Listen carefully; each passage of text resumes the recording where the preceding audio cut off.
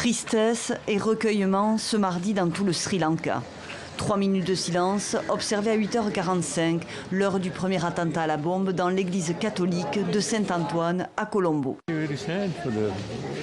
Je me sens tellement triste pour tous ces morts. Tellement de gens ont péri. Nous sommes tous tristes.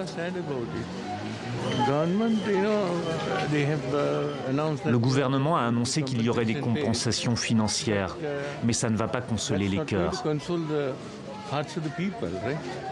310 morts et 500 blessés, c'est le dernier bilan de la série d'attentats qui a visé le dimanche de Pâques la minorité chrétienne et des touristes, frappant plusieurs églises ainsi que des hôtels.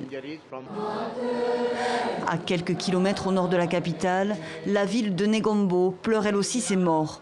Une messe en hommage aux victimes s'est tenue près de l'église Saint-Sébastien, touchée elle aussi par une explosion. L'état d'urgence et un jour de deuil national ont été décrétés pendant que la police tente de retrouver les cerveaux de ces attentats. Pour l'heure, 40 personnes des Sri Lankais ont été interpellées.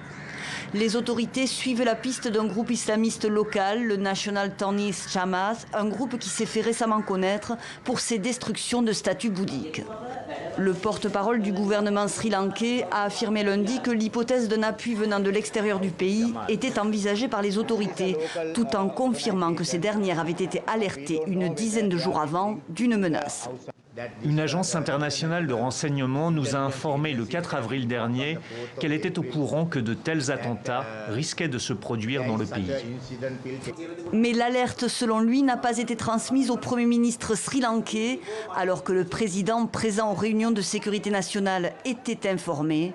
Un président en conflit ouvert avec son chef de gouvernement qu'il avait limogé à l'automne dernier puis dû réinvestir pour mettre fin à plusieurs semaines de chaos politique.